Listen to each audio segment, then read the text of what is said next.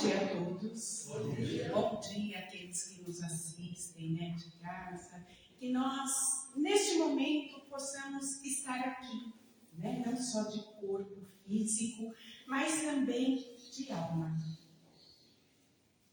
Falando em alma, falando em olhos materiais, será que a gente consegue entender qual que é a diferença entre espírito e alma? Porque é o que mais a gente se ouve aqui dentro da casa, Olha, a gente está falando de espírito, olha, a gente está falando em alma. Mas qual que é a diferença entre um e outro? Na questão 134 do Livro dos Espíritos, Kardec ele pergunta aos espíritos: o que é alma? Então os espíritos respondem: alma é um espírito. E o que era a alma antes de se ligar ao corpo? E Kardec e os espíritos prosseguem responder: espírito. Então, alma e espírito é a mesma coisa? E os espíritos respondem: sim, é a mesma coisa. Mais uma vez, assistindo a palestra da Anete Guimarães, uma palestrante bem conhecida na internet, ela diz que alma e espírito realmente são a mesma coisa. Mas, na prática, não é bem assim. Então, hoje, através dessa lição aqui, que consta lá no livro Justiça Divina, no capítulo 15, que diz: cada existência, a gente vai começar a entender um pouco mais essa diferença. O porquê que na prática não é tão igual assim. Quando nós nos encontramos desencarnados, ou seja, sem o nosso corpo físico, a gente fica num lugar conhecido como erraticidade. É para lá que os espíritos vão, a fim de passar um período o qual eles têm a oportunidade também de continuar aprendendo e participar do seu planejamento reencarnatório. Se ele já tem consciência, ele consegue participar desse planejamento. E aí, quando nós deixamos o nosso corpo físico, toda a nossa consciência ela é ampliada, ela é aumentada. Então, o espírito, ele sabe exatamente aquilo que ele necessita. Então, ele vê as oportunidades as quais ele teve, que muitas vezes ele foi deixando passar. Aí ele pega e fala assim: não, agora que eu tenho essa oportunidade de planejar aqui, como teve nas outras também, já adquirido a consciência, ele fala: não, dessa vez eu vou chegar lá, eu vou trabalhar muito, eu vou estudar muito, eu vou ajudar muitas pessoas, nossa, eu vou me esforçar porque eu tenho que vencer essa dificuldade em mim para que eu possa dar mais um passo. Eu vou fazer isso. Eu vou enfrentar os meus problemas para que eu consiga andar um pouquinho mais. Essa é a visão espiritual quando nós estamos longe do corpo material. Mas, quando nós reencarnamos e tomamos posse do nosso corpo material, as coisas mudam. Quem é que quer problema na vida? Quem é que quer muito trabalho na vida? A gente quer mais sossego, Quando a gente começa a trabalhar, a primeira coisa que a gente pensa: quando é que eu vou me aposentar? Quando é que vai chegar minhas férias? É isso que a gente quer. A gente quer sossego. A gente não quer enfrentar as dificuldades que a vida nos proporciona. Muitas vezes as problemáticas vão chegando para nós e a gente dá aquele tapinha e joga debaixo do tapete. E por que será que nós fazemos isso? Quando nós aqui estamos, nós recebemos o atributo do esquecimento do passado, do que fomos antes. Nós esquecemos daquilo que nós planejamos. Então, como é que eu vou querer lembrar de algo que não tem como eu me lembrar? Essa é uma das primeiras desculpas que nós temos. Eu não lembro de nada que eu planejei lá, né? Mas a gente também tem algo o qual nos faz lembrarmos disso. E que se chama, eu gosto muito de chamar de luzinha vermelha, mas que se chama consciência. Nós temos já a consciência. E se nós mergulharmos fundo dentro de nós mesmos, nós saberemos aquilo que ainda nos falta para que a gente possa alcançar. Qual é a minha maior dificuldade em relação à vida? Em relação às oportunidades que vão me chegando? Ela está uma luzinha vermelha piscando. Mas a gente, quando aqui estamos, a gente começa a idealizar grandes sonhos, grandes projetos. Não é assim? A gente não sonha pequeno, não. A gente sonha grande. E está certo sonharmos grande. Esse é o movimento correto. Sabe por quê? Porque a gente tem todo esse potencial em nós. Já está lá dentro. Por exemplo, se eu gosto de esporte, eu já sonho fazer parte das Olimpíadas. Né? Se eu gosto de mexer assim com comércio, isso, aquilo, eu já me imagino um grande empresário. E tá certo, isso é claro que tá. Nós temos sim que sonhar grande. Temos o potencial aqui dentro. Mas por que será que a gente não consegue atingir aquilo que a gente sonha? Na lição de hoje, Emmanuel nos traz que geralmente nós não conseguimos atingir porque o nosso coração ainda se encontra preso a dívidas. A dívidas as quais nós mesmos adquirimos. Porque nós temos o direito de escolha. Muitas vezes a gente se coloca numa determinada posição a qual a gente acha que não tivemos escolha. Mas é engano, porque a todo momento a gente tem escolha. E a gente tem escolha até da maneira a qual a gente recebe aquilo que está chegando.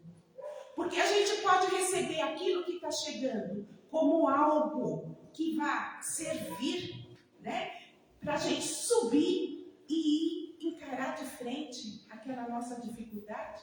Ou então a gente se sente vítima das circunstâncias. Né? Eu não estou preparado para isso. Eu não merecia isso. Olha a nossa responsabilidade diante de tudo que chega para nós. Então, quando a gente começa a administrar essa mudança de pensamento, de que tudo aquilo que nós estejamos passando é, sim, de nossa responsabilidade. Nós tivemos ali o nosso cadinho de escolha. Nós participamos daquilo que nós estamos passando no momento. Mas o que eu devo fazer então, né? Peraí, então eu quero tanta coisa, né? Mas eu não consigo atingir. Por quê? Porque a realidade dos dias que se apresentam a nós é diferente dos nossos sonhos. Mas o segredo está em como é que eu estou administrando essa problemática. Isso que vai me chegando, que a realidade da vida impede de eu realizar o meu sonho.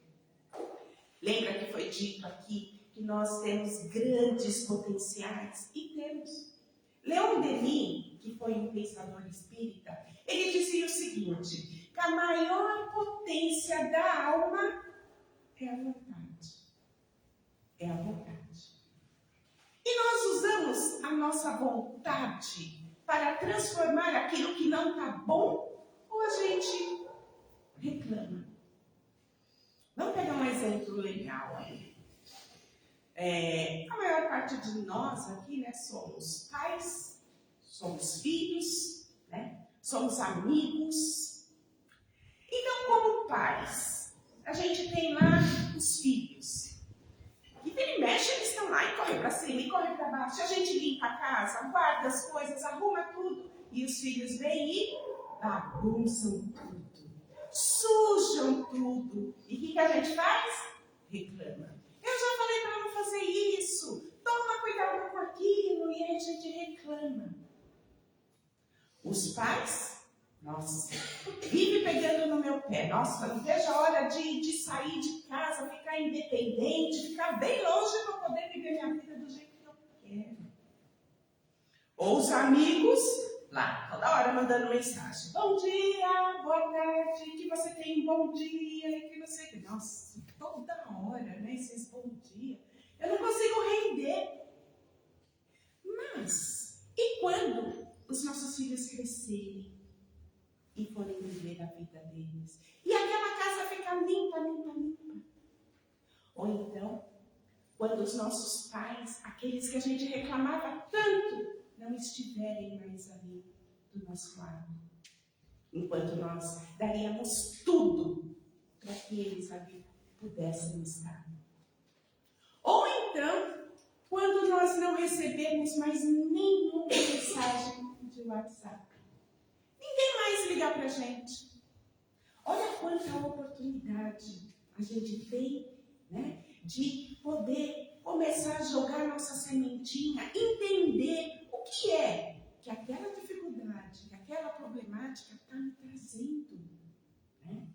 E eu sair, prestar mais atenção no meu presente. Sabe, sair daquela história de ficar só lá no meu passado. Vivendo o passado. Ah, mas se eu tivesse feito aquilo, mas aquilo não poderia acontecer. Ou então a gente joga lá para o sonho de novo, vai lá para o futuro. Não, mas quando eu comprar isso, quando eu me casar, quando meu filho crescer, e a gente esquece daqui, do presente, do agora, da oportunidade que nos chega.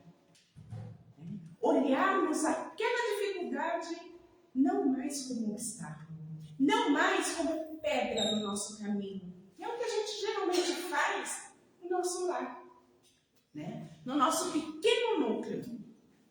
A gente já sabe que ali, naquele pequeno núcleo, é onde estão os nossos maiores desafios, né? E Deus é tão perfeito, que Ele traz todos esses nossos desafios dentro de um núcleo, o qual a gente não tem muito por onde correr. Porque se fosse o nosso vizinho, o nosso grande desafio, a gente ia mudar de residência. Eu vou mudar porque não aguento mais. Se fosse a nossa professora, a gente sairia da escola e iria para outra. Mas não. Geralmente os nossos desafios se encontram ali dentro. Ora como filho, ora como pai, ora como esposo, ora como esposa, ora como, né, irmão. E muitas vezes a gente acha que a gente tem que mudar, ser melhor, ser mais amável com aquele lá fora. Né? Trabalhar mais com aquele lá fora. Porque quando a gente volta para casa, a gente volta a ser aquilo que a gente realmente acredita que está sendo bom e não está. Continua de cara amarrada, continua não querendo entender o outro, porque a gente não se entende. Quando a gente busca se entender, quando a gente busca entender que o passado ele deve nos servir de referência e não de residência. Porque quando lá nós estamos na erraticidade, a gente implora para poder ter muita problemática aqui, para a gente resolver as coisas. E a misericórdia de Deus, Ele nos dá 1/3 daquilo que nós pedimos. E a gente passa fazendo o quê? Reclamamos, né? Em vez de lutarmos para conseguirmos transformar isso.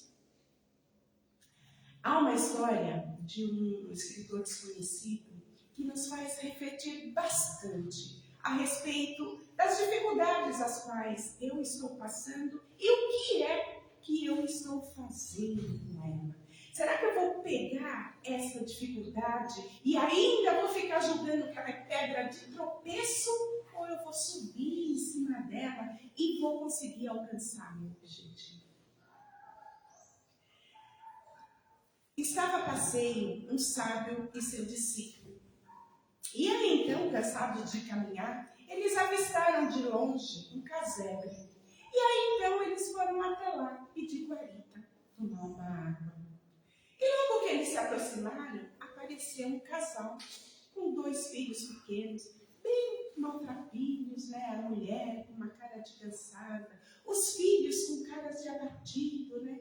E aí então eles pediram um copo d'água, foram acolhidos, receberam a água. E o sábio virou e falou assim: escuta, eu não vejo nada aqui próximo de vocês, né? Como que vocês fazem para poder se manter, né? E aí então o homem virou: vocês estão vendo aquela vaquinha ali? Aquela vaquinha é que nos dá o nosso sustento. Com ela nós fazemos queijo, coalhada, né? E o que sobra a gente leva na cidade e troca por outros alimentos. É ela que nos dá o nosso sustento. E aí então o sábio e o discípulo foram embora. Quando eles já estavam na metade do caminho, a noite já se fazia, o sábio vira para o discípulo e fala assim: vá até lá, pegue aquela vaca e jogue no precipício. O discípulo falou: mas mestre, como eu vou poder fazer isso se é o único meio de sustento deles? E aí então, o discípulo, sendo discípulo, foi lá e obedeceu. Pegou a vaca e jogou no precipício.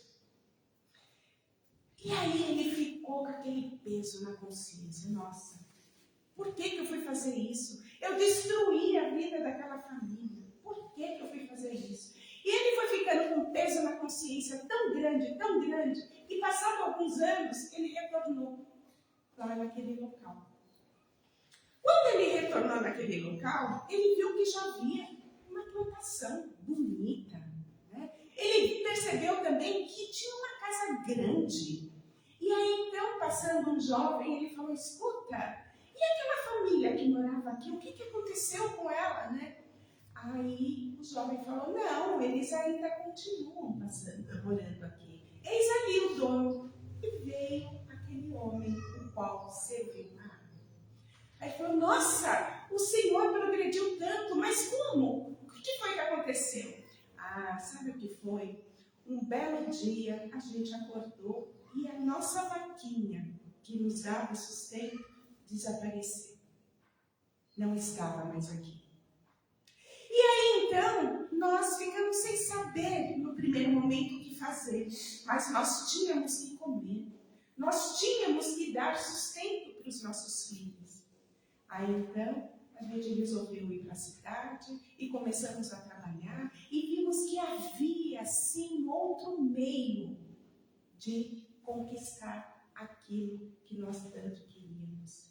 E aí, de repente, a gente começou a progredir diante daquilo que a gente mais sabia fazer, que era o leite, o queijo, a coalhada. E eles progrediram tanto, que ali estava a propriedade deles totalmente diferente.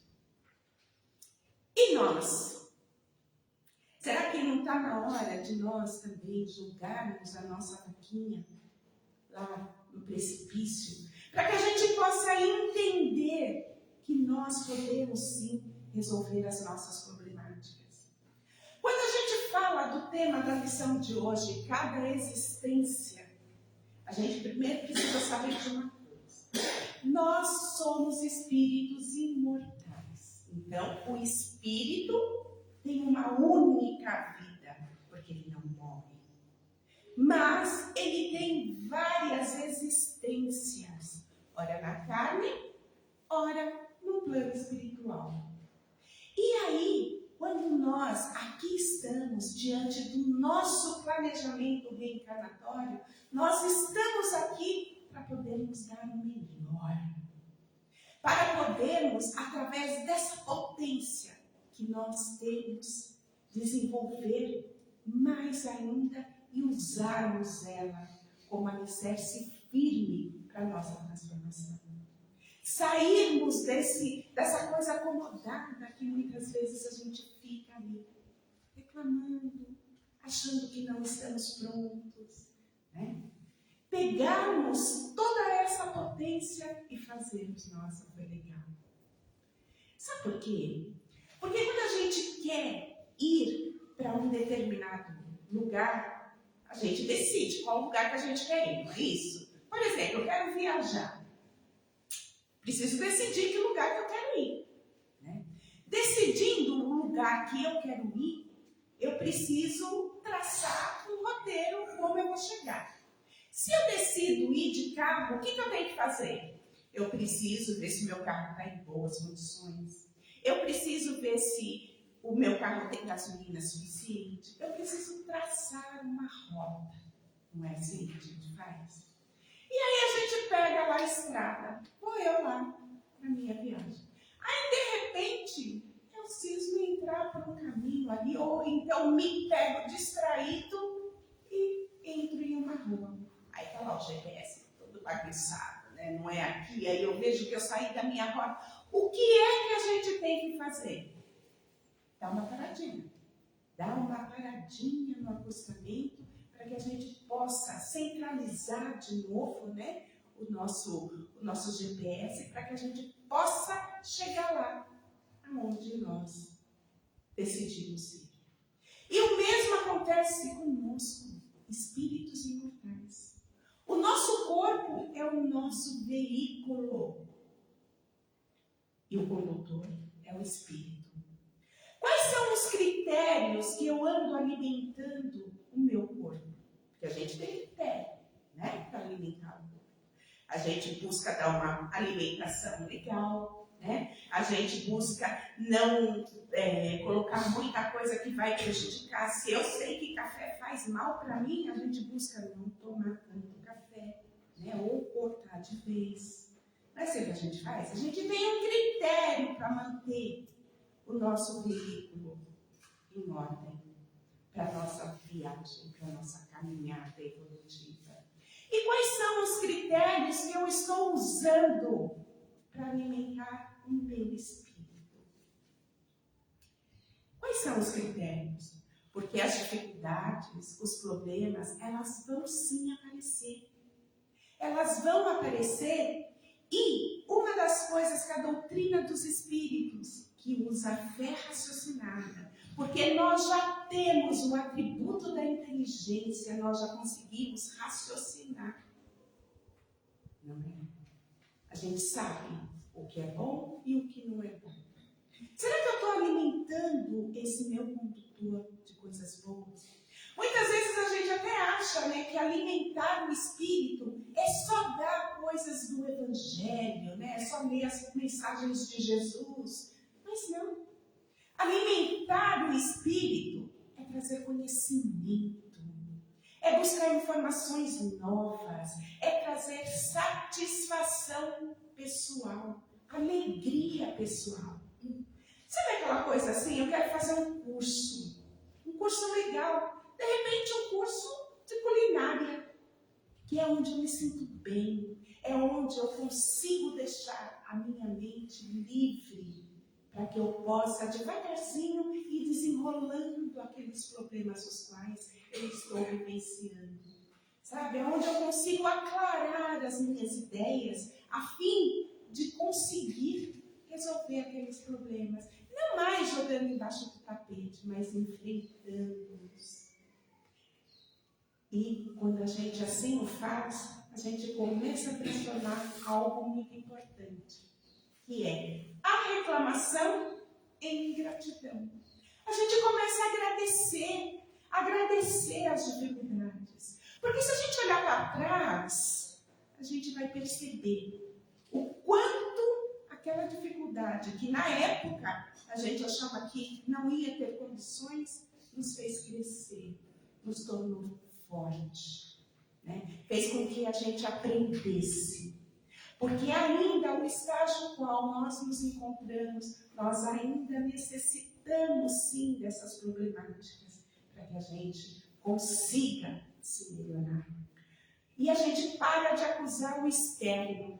A gente para de culpar o outro por aquilo que só diz respeito a nós. Porque nós, de uma forma ou outra, escolhemos. Então, a gente começa a agradecer. Agradecer as dores, agradecer as dificuldades às quais nos apresentam. E a gente começa a buscar aquela potencialidade. Então, lá no capítulo 5 do livro Céu e Inferno, que é de onde Emmanuel tira trechos para fazer esse livro aqui, né, Justiça Divina, ele diz o seguinte: cada existência no plano físico pode ser um passo adiante, que te protege na vanguarda de luz. Então, nós não estamos aqui a passeio. Nós estamos aqui para buscar nos fazer melhor. Porque quando a gente chegar lá, né, vamos pegar o exemplo físico. Quando a gente chegar lá naquela praia que a gente resolveu sair, a gente vai sentar lá na nossa cadeirinha e vai falar: nossa, eu posso até não ter resolvido todos os meus problemas, mas eu fiz tudo aquilo que eu pude fazer. Porque nós não somos perfeitos, mas nós temos o germezinho da perfectibilidade. E para que ele possa desenvolver, nós precisamos acreditar nisso. E fazendo isso, a gente consegue compartilhar com todos aqueles que estão ao nosso redor. Porque a gente só pode dar aquilo que a gente tem. Então nós precisamos nos amar, nos respeitar, buscar nos entender, para que assim a gente possa compartilhar tudo isso.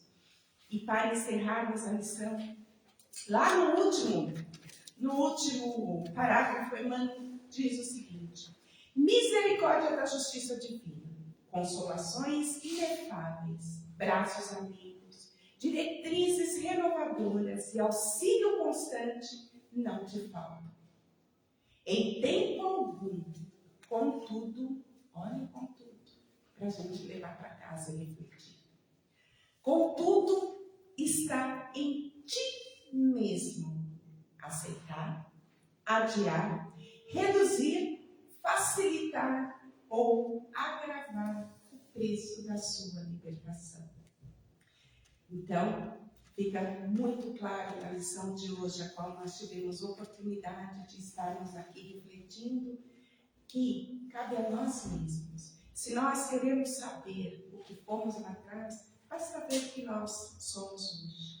E se nós quisermos saber como vai ser o nosso futuro, basta ver o que nós estamos fazendo aqui e agora. Então vamos estar de verdade no nosso presente. Vamos aproveitar tudo o que nós pudermos, para que assim a gente possa chegar lá e falar: puxa, que legal.